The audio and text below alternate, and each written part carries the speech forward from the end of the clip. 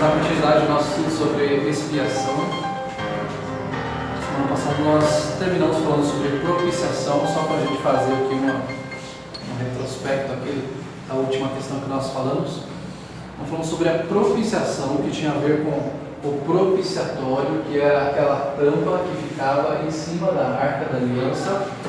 Lembrando que a Arca da Aliança ficava dentro do Santo dos Santos, e dentro da Arca tinha então ali a vara de Arão, o maná e a lei de Deus. A lei que Deus tinha dado para Moisés. Ficava estacionada no propiciatório, em cima da Arca, e no dia da expiação o sumo sacerdote entrava dentro do Santo dos Santos e aspergia o sangue do cordeiro em cima deste propiciatório. Ali é um símbolo, uma figura do que Cristo faria por nós, desta propiciação, de alguém inocente morrer no lugar daquele que é culpado. Então, aqui está aquela figura que nós somos a sombra do Antigo Testamento daquele que viria, do Cristo que viria, o Messias que viria, o nosso Salvador, para nos tornar propícios, ou seja, nós estávamos debaixo da ira de Deus e agora, por meio do sangue de Cristo, nós somos reconciliados com o nosso Deus. Então, como nós demos aqui a definição, propiciação significa literalmente propiciatório, como a gente explicou ali. Então, a morte de Jesus é um antítipo daquele ritual. A propiciação é uma ação dirigida à pessoa ofendida com o propósito de mudar a sua atitude, de ir para a reconciliação. Aquele ao qual nós éramos objetos da sua ira, estávamos debaixo da ira de Deus, por meio da propiciação, esta ira é mudada para uma vida que é reconciliada com Deus. E aí temos então a questão da redenção. Vamos para a questão da redenção aqui. E a definição aqui de redenção é pagar o resgate de quem estava preso, é libertar. Você está pagando o resgate, está dando a redenção, redimindo aquele que estava preso por algum motivo, estava pagando uma pena, se tornou escravo por algum motivo. No Antigo Testamento, o que acontecia muitas vezes quando a pessoa ela se endividava e não tinha como pagar, ela não ia para o SPC Serasa, ela era dada como escrava, ela se dava como escrava para pagar a sua dívida como escrava. Então ela ficava ali durante algum tempo trabalhando para aquela pessoa até que esta dívida fosse paga. Então ela era devedora, ela iria trabalhar até pagar aquela dívida. E então, nesse sentido, nós somos redimidos pelo Senhor. Nós somos libertos de uma escravidão, de uma dívida que nós tínhamos, uma dívida impagável, que nós não teríamos como pagar essa dívida, seríamos escravos por toda a nossa vida e por toda a nossa eternidade também, porque esta dívida, a tendência dela só é aumentar, porque quanto mais você tenta pagar uma dívida que você não pode pagar, ela só aumenta. Como você rolar a dívida do cartão de crédito, ela só vai aumentar. Você vai pagar o mínimo, ela só vai aumentar. Sua dívida só aumenta. Mas eu vou pagar um pouquinho. Quanto mais você paga, mais você deve, naquele mínimo ali. Você vai pagando só no mínimo, vai aumentando, você fala, não tem mais como pagar isso. Eu trouxe aqui uma definição também, que diz o seguinte, em resumo, o sangue de Cristo é o pagamento necessário para nos libertar da escravidão do pecado e fazer-nos possessão do próprio Deus. O sangue de Cristo é o pagamento, não é dinheiro, como Pedro vai falar, que foi mediante coisas corruptíveis, como prata ou ouro, que vocês foram resgatados, mas pelo precioso sangue de Jesus. Então, não é através de um cartão de crédito, vamos contextualizar nós hoje, não é através de dinheiro, ouro, letras do tesouro, qualquer outra coisa, não é através de nada disso que vai ser paga a sua dívida. É por meio do sangue de Cristo. Foi o sangue de Cristo que trouxe o pagamento para a dívida impagável que você e eu tínhamos.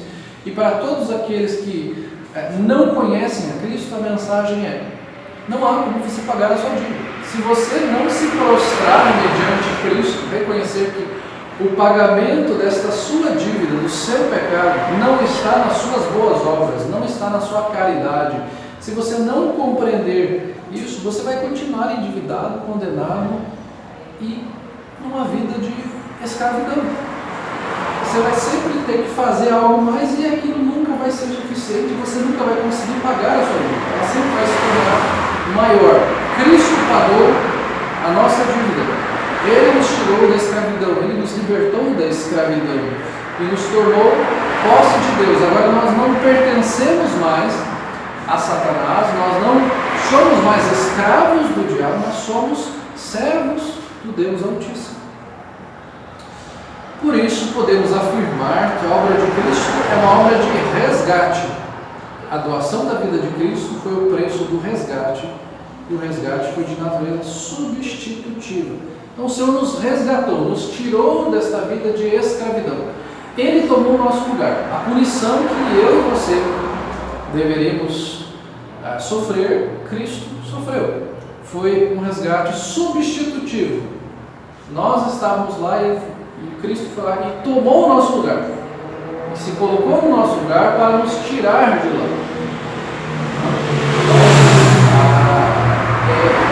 Este é um fator do amor de Deus, ele mostra o nível do amor de Deus. Enviou o seu filho, seu único filho, para ser humilhado em nosso lugar, para sofrer algo que nós merecíamos, para sofrer a punição que nós merecíamos, para estar debaixo do desprezo de Deus como nós estaríamos. Quando Cristo leva o nosso pecado, Ele está se afastando de Deus nesse sentido, de levar o nosso pecado e naquele momento ali sofrer as consequências do nosso pecado. Quando Cristo chega à cruz lá, Deus meu, que me desamparaste. Ele está levando o que nós deveríamos levar, a punição que nós deveríamos sofrer. Ele nos resgatou e Ele tomou o nosso lugar. E Ele fez algo que apenas Ele poderia fazer, porque nós estaríamos eternamente longe de Deus e condenados.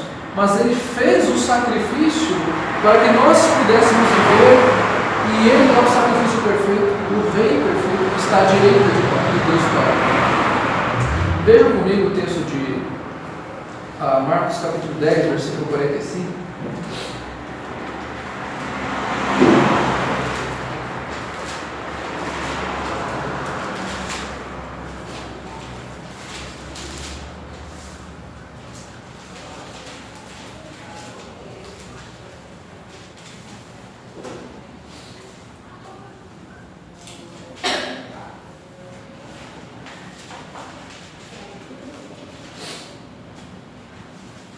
Pois o próprio Filho do Homem não veio para ser servido, mas para servir e dar a sua vida em resgate por muitos. Aqui mostrando o caráter de servo de Jesus, que Ele veio para servir, e mostrando a necessidade de nós como crentes sermos servos do Senhor para seguirmos o exemplo de Cristo. E o texto fala que Ele não veio para ser servido, Ele veio servir e dar a sua vida. Ele deu a sua vida em resgate. O que Jesus fez foi nos resgatar. Nós estávamos presos e Ele nos tirou, abriu as cadeias e nos tornou livres. E Ele deu a sua vida em resgate por nós. Ele fez essa substituição. Ele nos tirou de um lugar e nos resgatou de lá e deu a sua vida por nós. Um pagamento era necessário ser feito, era exigido este pagamento. E Cristo fez este pagamento. Ele se deu por nós, Ele fez este resgate. Quão precioso é isso! Não há outro lugar onde você vai achar uma forma de ser resgatado, apenas em Cristo. Se você não se voltar para Cristo, você continuará preso, continuará escravo. Apenas em Cristo existem as chaves para tirar você dessas cadeias. as algemas para te tirar desta escravidão. Em Cristo apenas há a libertação verdadeira. Nós fomos libertados também da maldição da lei, porque a lei, ela traz, a lei, como a Bíblia fala, a lei é boa, a lei não é ruim. O problema é que aqueles que se achavam piedosos entendiam que eles poderiam ser santificados pela guarda da lei. Acontece que ninguém consegue cumprir a lei completamente. E quando você descumpre qualquer ponto da lei, você está descumprindo a todos. Logo, quando você descumpre qualquer ponto da lei, você está debaixo de maldição, porque quando você deixa de cumprir um ponto, já falar, se você não cumprir, você será maldito por causa disso, daquilo outro. Veja comigo lá em Gálatas capítulo 3, versículos 10 em diante.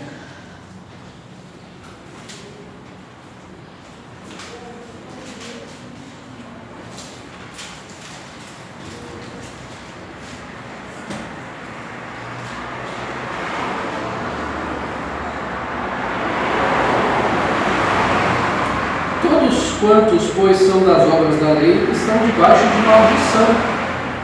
Porque está escrito: maldito todo aquele que não permanece em todas as coisas escritas no livro da lei para praticá-la. O que Paulo está falando aqui, citando inclusive o Antigo Testamento: se você quer viver pela lei, se você quer cumprir a lei, se você deixar de cumprir um ponto, você já está debaixo de maldição. Porque se você não cumpri-la toda, você está debaixo de maldição, se você não praticá-la. Versículo 11: e é evidente que pela lei ninguém é justificado diante de Deus, porque o justo viverá pela fé. Ele fala, a lei não justifica ninguém, não transforma ninguém em justo. O justo vive pela fé do Senhor. Você não tenta se justificar, olha, eu cumpro a lei desta forma, como os judeus faziam. Eu guardo tais dias, eu guardo tais festas, eu sou circuncidado, eu faço isso, eu falo aquilo outro, logo eu sou piedoso. Não. Se você não compreende o significado disso, principalmente antes da vinda de Cristo, aqui aquela sombra já havia sido tirada e a realidade estava ali, Cristo já tinha vindo, e ainda havia este problema aqui, com alguns judeus que entendiam que o cristão, muitas vezes, mesmo ele convertido, ele deveria ainda cumprir a lei, ser circuncidado, guardar dias, guardar festas. E o que Paulo fala, vocês são justificados por meio da fé, não pela guarda da lei. Não é pela lei que vocês são justificados por meio da fé. Quando o judeu no Antigo Testamento fazia o sacrifício, ele não era justificado pelo sacrifício que ele fazia. Quando o judeu participava de uma festa dos tabernáculos, a Páscoa, a festa dos pães asmos, junto com a Páscoa ali também, qualquer outra festa, ele não era justificado por fazer isso. Ele era justificado pela fé no Messias que viria, por compreender o significado daquilo que ele estava fazendo, por compreender que aquele cordeirinho que estava morrendo era um símbolo de algo que viria. Era a fé que ele tinha. Ele não era justificado porque o sacerdote ia lá e sacrificava o cordeirinho para ele. Ele não era justificado porque participava da festa da Páscoa, mas por compreender o significado, por crer na redenção por meio de alguém, do Messias que viria. Então o justo vive pela fé, não vive pelas obras, por aquilo que ele faz. Eu sou justificado porque eu vou fazer uma peregrinação aqui, porque eu vou me autoflagelar, porque eu vou guardar tal dia, porque eu vou participar de uma programação da igreja, então vou ser justificado. Você tem que compreender o porquê você está fazendo. Eu vou à igreja, eu vou ao culto porque eu quero glorificar a Deus, porque eu sei em quem eu tenho crido, porque eu quero adorar a este Senhor, porque eu reconheço a Ele como meu Salvador. E é uma alegria E é um prazer fazer parte do povo de Deus. E eu vou contribuir com a igreja, não porque Deus vai me dar algo mais ou porque eu serei mais santo se eu contribuir, mas eu compreendo que tudo aquilo que eu tenho, Deus me deu, e eu devo glorificar ao Senhor com tudo aquilo que eu tenho, porque tudo pertence a Ele. Versículo 12, Faraó, ora, a lei não procede de fé, mas aquele que observar os seus preceitos, com ele viverá. Se você quer observar a lei, então você vai viver e você vai ser avaliada pela guarda da lei. Se quer viver pela lei, então você vai ser avaliado pela guarda da lei. E você vai ter que cumprir plenamente todos os pontos. Nós sabemos que isso não é possível. No versículo 13 fala o seguinte: Cristo nos resgatou da maldição da lei, fazendo-se Ele próprio maldição em nosso lugar. Porque está escrito: maldito todo aquele que for pendurado no madeiro. Então Cristo nos resgatou da maldição da lei. Não quer dizer, Ele não está falando que a lei é maldita. A Bíblia mesmo fala que a lei é boa. Ele está falando que a maldição, a lei traz maldição para aqueles que não cumprem a lei, para aqueles que acham que podem viver pela lei, que são justificados por meio da lei. Mas em Cristo você percebe que Ele faz essa substituição e se torna maldito por nós, porque nós não conseguimos cumprir toda a lei, então nós somos pecadores destinados à perdição, mas por meio de Cristo que nos substitui, nós somos resgatados, redimidos.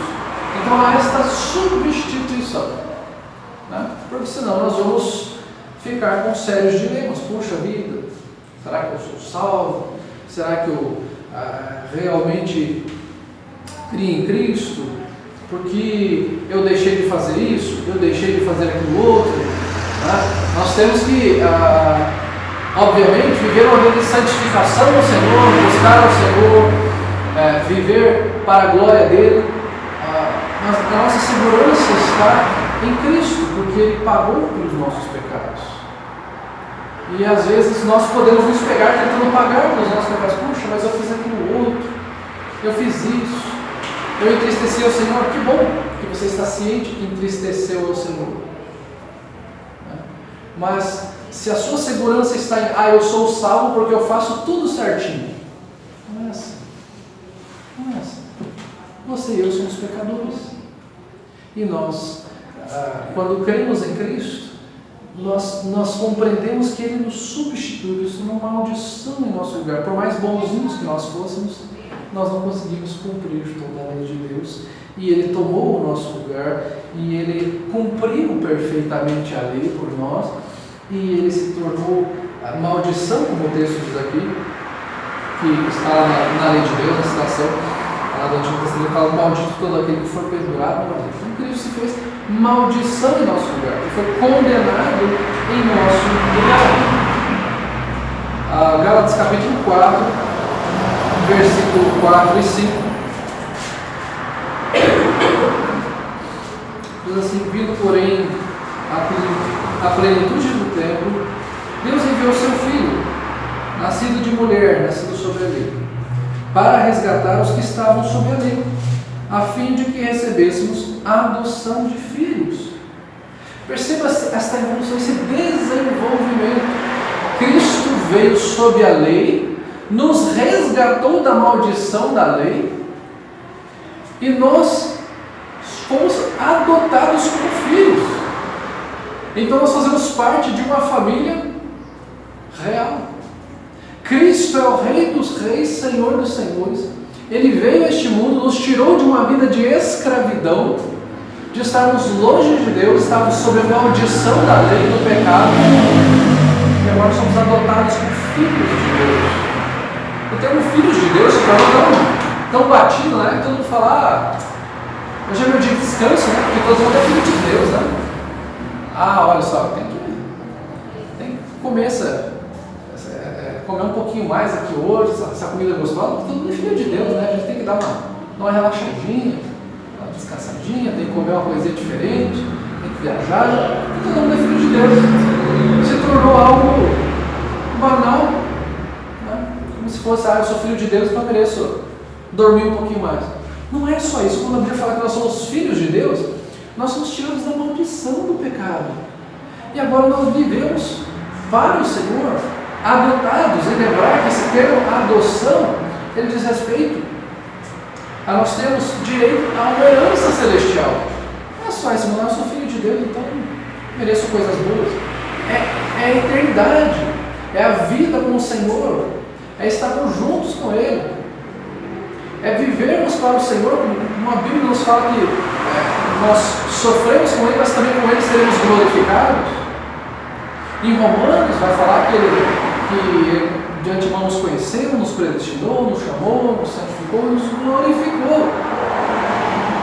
Então nós estaremos na glória com o Senhor. Nós saímos desta vida de escravidão do pecado e temos uma vida de herança com o Senhor, uma herança real, eterna. Não só para essa vida, não só uma coisa banal. Eu quero ter um carro bom, porque eu também sou filho de Deus. Isso é de menos. Isso é perfumaria. Isso é dinheiro de moedinha de troco comparado com a nossa herança celestial. Isso é redenção. É nos tirar não só da escravidão. Quando você pensa que alguém está lá preso, não é só você tirar da escravidão e falar, agora se vire e vai para o seu canto. Nos tira da escravidão, da lama, nos tira daquele lugar insalubre, todos a herança de condenação que nós teríamos, a morte certa que nós teríamos, e Ele fala, vou te tirar daqui e eu vou te levar para a minha casa e você vai ser parte da minha herança e você será participante comigo da herança celestial. Que coisa grandiosa é essa, irmãos? Que coisa maravilhosa. Antes escravos, agora filhos da herança com o Senhor. Isto é redenção. Isto é a verdadeira redenção. Um resgate, quando a gente vê um resgate pela televisão, ele é meramente alguém lá solta alguém, a pessoa volta para a sua casa. Não, o Senhor nos leva para a sua casa, para a sua herança. E nós também vemos, já que nós somos tirados desta vida de pecado, desta vida de escravidão, somos redimidos, nós também somos reconciliados. A necessidade de reconciliação é isso que a expiação faz. Ela nos traz redenção, ela nos resgata do pecado, nos tira do pecado, nos traz para junto do Senhor e nos reconcilia. O que é reconciliar? Reconciliar é fazer as pazes, basicamente. Você brigou com alguém, se desentendeu com alguém, teve algum problema lá, fala, vamos fazer as pazes. Acho que não é bom a gente ficar brigado. Você brigou lá com seu amigo, seu cônjuge, seu irmão. Vamos fazer as pazes com seu colega de trabalho, as pazes não é legal, não fica um clima bom. Pensa que isso é muito maior do que tudo isso que a gente está pensando aqui. É você. Nós éramos inimigos de Deus. Nós odiávamos o Senhor. Por mais que uma pessoa que não tenha aqueles falam, não é que eu odeio a Deus, eu só não quero ter um compromisso. Só que a Bíblia nos fala, ela é muito clara. A Bíblia nos fala, se você comigo não ajunta, se você não ajunta, espalhe. Quem comigo não ajunta, espalhe. Quem não é por mim é contra mim. É isso que Jesus fala. Se você não é por mim, você é contra mim. Não existe em cima do muro. Não existe meio termo. Ou você é meu amigo, você é meu inimigo. Não existe aquela coisa lá de repente você está lá no seu trabalho, na sua escola, com o seu vizinho e você fala, você é meu amigo, mas também é meu inimigo, não odeio essa pessoa. Não passa cumprimento, dá aquele sorrisinho. Se de repente meu vizinho lá precisar de um potinho de açúcar, eu vou lá, dei empréstimo, mas eu sou amigo dele. Eu tenho intimidade. Com o Senhor não existe esse meio termo. Não existe. Ou você ama ou você odeia. Não existe esse meio termo. Comigo você ajunta ou espalha. Foi assim que Cristo lutou. Ou você é por mim ou contra mim. Não tem outro. Não sou bem com o Senhor, mas Também não sou contra ele, né? Imagina você contra o Senhor. Então aquele que não é pelo Senhor, aquele que não ama o Senhor, ele odeia o Senhor. Por mais que ele não fale, não amo, não é que eu ame. Se você não ama, você odeia. Não existe meio termo. Então, antes de crermos em Cristo, nós éramos inimigos dele. E se nós éramos inimigos, agora nós nos tornamos amigos. O Senhor nos reconciliou com Ele. Essa reconciliação é necessária. Então, nós éramos inimigos. Então, este processo de reconciliação, ele não é iniciativa nossa. Eu vi que eu não estava bem com Deus e eu decidi, então, ter um relacionamento com Deus. Claro, se você olhar por si próprio, você vai pensar, realmente, eu tive uma decisão aqui, em algum momento eu vi a necessidade de eu crer no Senhor. É verdade. Só que aconteceu algo na sua vida. Deus atuou na sua vida para que você sentisse essa necessidade de reconciliação. Vamos ler alguns textos. Um pouquinho para trás de Gálatas, nós vamos agora, 2 Coríntios, capítulo 5, versículos 18 ao 20. Está sem Bíblia? Vamos.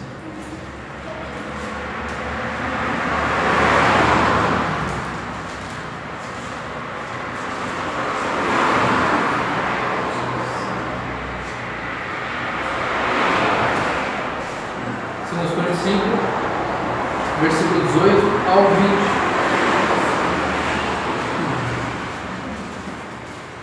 20. Esse texto nos fala: ora, tudo provém de Deus, que nos reconciliou consigo mesmo, por meio de Cristo, e nos deu o ministério da reconciliação. Perceba que quantas vezes ele vai usar o termo reconciliação. Primeiro ele fala, tudo provém de Deus, que nos reconciliou. Então o termo está falando que a iniciativa foi dele, que nos reconciliou. Ele está falando que nós nos reconciliamos, que nos reconciliou consigo mesmo. E foi usado quem? Por meio de Cristo. Foi por meio de Cristo que nós somos reconciliados. Nós éramos inimigos de Deus e por meio de Cristo nós fala aqui que ele nos reconciliou consigo mesmo. E nos deu o ministério da reconciliação. Esse ministério de nós levarmos a mensagem de reconciliação. Ou seja, é que as pessoas são inimigas de Deus e elas necessitam se reconciliar com Deus. Não é apenas você falar, não é nem você falar, Deus, Jesus te ama e tem um plano maravilhoso para a sua vida. É você falar, se você não tem um compromisso com Deus, é necessário que você se reconcilie com Ele, porque você é amigo de Deus. E você só pode ter esta amizade com Deus por meio de Jesus Cristo. Versículo 19, a saber, que Deus estava em Cristo reconciliando consigo o mundo, não imputando aos homens as suas transgressões, nos confiou a palavra da reconciliação. Então o texto fala aqui que Deus estava em Cristo reconciliando o mundo. O mundo aqui no sentido de não só judeus, mas também gentios.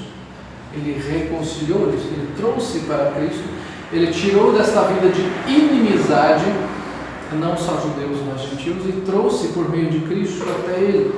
E ele não imputou aos homens as suas transgressões, não colocou a culpa sobre eles essas transgressões, mas esta culpa foi imputada a Cristo, foi feito de forma substitutiva, e fala que ele nos confiou esta palavra da reconciliação. E aí no versículo 20 vai falar, de sorte que somos embaixadores em nome de Cristo. Quando fala em embaixadores, se vocês não sabem, o papel de um embaixador, ele é representante num outro país. Um embaixador do Brasil nos Estados Unidos, na Alemanha, na Inglaterra. Existe um embaixador, ele é representante do Brasil lá, do povo brasileiro. Só que quando alguém precisa de algo, algum brasileiro precisa de alguma coisa lá em alguns desses países, eles vão até essa embaixada que representa o Brasil lá, e este embaixador também faz um trabalho diplomático com outros neste país.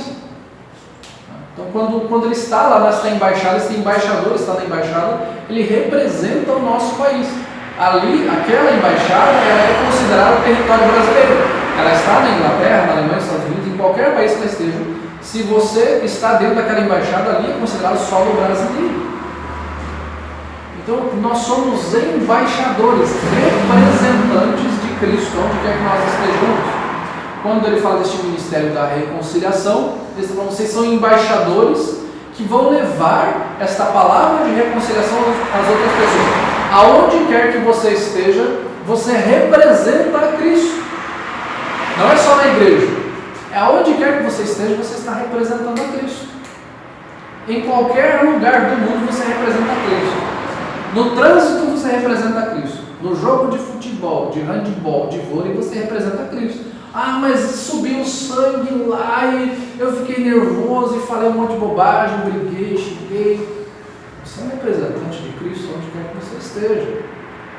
No seu trabalho, aquela pessoa me tirou do sério, eu fiz isso, fiz aquilo outro, briguei, xinguei, menti. Você é embaixador de Cristo em qualquer lugar. Deus fala que nós somos embaixadores em nome de Cristo, como se Deus exortasse por nosso intermédio. Em nome de Cristo, pois, rogamos que vos reconcilieis com Deus. Nós somos representantes de Cristo e aonde quer que você esteja, você tem que falar, você necessita se reconciliar com Deus. Quando nós falamos de salvação, e as pessoas precisam saber isso, entender que elas necessitam de salvação, mas elas precisam saber do porquê da salvação. Porque você é inimigo de Deus. E você está perdido e você precisa se reconciliar com Ele. Você está perdido, você é escravo do seu pecado e você precisa se reconciliar com Deus, precisa ser resgatado. E o versículo 21. Aquele que não conheceu o pecado, Jesus Cristo, o único que não conheceu o pecado, Ele o fez pecado por nós. Cristo tomou o nosso lugar. Ele se fez pecado no nosso lugar. Não quer dizer que Ele pecou, mas Ele se fez pecado no nosso lugar. Ele levou o nosso pecado, para que nele fôssemos feitos justiça de Deus. Isto é a substituição. Jesus se fez pecado por nós e nós somos feitos justiça de Deus. Substituição. Esta é a graça de Deus, por meio de Jesus Cristo, nos reconciliando, nos tirando de uma vida de inimizade para uma vida de justificação, de reconciliação. Olha o texto de Colossenses capítulo 1, versículo 20 ao 22.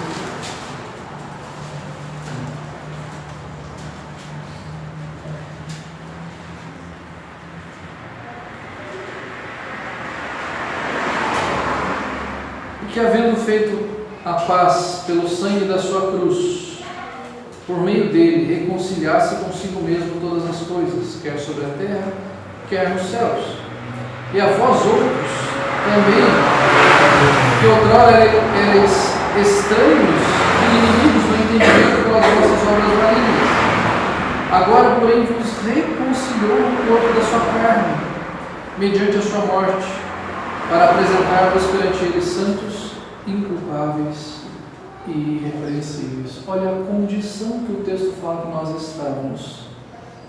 Nós éramos estranhos, inimigos, fazíamos obras malignas, mas por meio da morte de Cristo nós fomos apresentados diante de Deus, santos, inculpáveis e irrepreensíveis.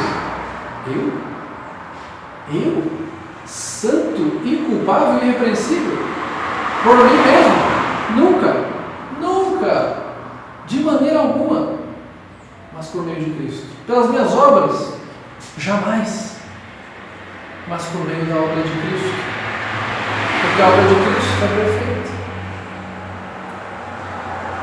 Por isso que o Senhor fez esta obra perfeita, esta expiação pelo seu povo, para nos reconciliar, para nos redimir, para nos resgatar como seu povo. encerrarmos, gostaria de ver alguns textos rapidamente, falando sobre a morte de Cristo. A morte de Cristo foi por suas ovelhas. João 10,15 vai falar que Cristo deu a vida pelas suas ovelhas. Texto bastante conhecido nosso aqui. O texto lá diz assim: assim como o Pai me conhece a mim, eu conheço o Pai e dou a vida pelas minhas ovelhas. Cristo deu a vida pelas suas ovelhas. Cristo fez um sacrifício específico pelo seu povo, pelos seus eleitos. João 11,52 também vai falar que foi pelos filhos de Deus. E não somente pela nação, mas também para reunir em um só corpo os filhos de Deus que andam dispersos. O texto que estamos falando que o sacrifício que Jesus Cristo fez não foi só pela nação de Israel, mas por todos aqueles que estão dispersos. Por todos os eleitos que estão dispersos. Ainda Romanos capítulo 8, 33 vai nos falar que Jesus Cristo morreu pelos seus escolhidos. Romanos 8, 33. Quem intentará acusação contra os eleitos de Deus? É Deus quem nos justifica. Então Cristo morreu pelos seus escolhidos, pelo seu povo. Romanos 11, 2 vai falar que Jesus Cristo morreu pelo povo que ele conheceu de antemão. Deus não rejeitou o seu povo, a quem de antemão conheceu. Ou não sabeis que a Escritura refere a respeito de Elias, como insta perante Deus contra Israel, dizendo que ele vai falar ali sobre o remanescente que é seu salvo. Então está falando que Deus escolheu o povo. Atos 20, 28, também um texto muito conhecido, vai falar que Jesus morreu pelo seu povo, pela sua igreja. Atos 20, 28 vai falar assim: atendei por vós e por todo o rebanho, sobre o qual o Espírito Santo vos constituiu bispos, para pastoreardes a igreja de Deus, a qual ele comprou com seu próprio sangue. Cristo morreu pela sua própria igreja. Prestem atenção aqui, pessoal. Para pastoreardes a igreja de Deus, a qual ele comprou com seu próprio sangue. Cristo comprou a igreja, o seu povo, os seus eleitos, aqueles que são filhos de Deus, eleitos do Senhor, e por aqueles que ele levou os pecados. Hebreus capítulo 9, versículo 28.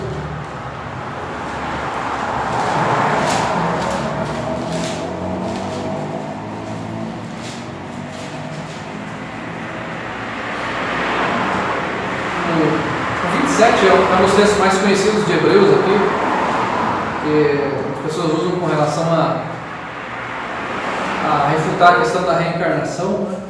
É assim como aos homens está ordenado morrerem uma só vez, vindo depois disso do juízo. Ele fala, assim também, Cristo, tendo se oferecido uma só vez para sempre, para tirar os pecados de muitos, aparecerá a segunda vez sem pecado aos que aguardam para a salvação.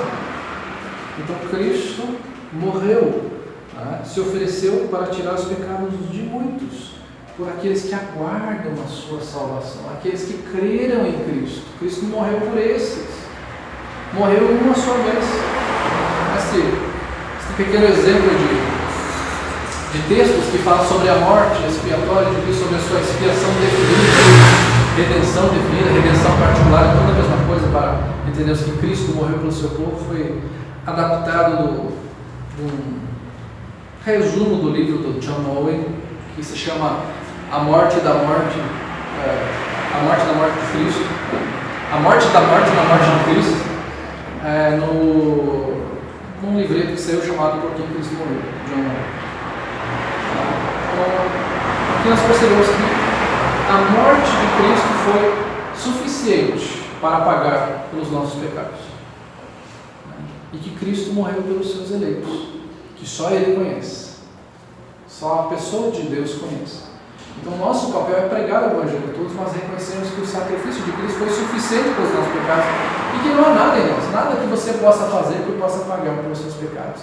E o que você pode fazer é engrandecer ao Senhor pela sua maravilhosa graça, porque Ele te tirou de uma vida de escravidão para uma vida de herança celestial, para ser um filho de Deus, para ser adotado como filho de Deus.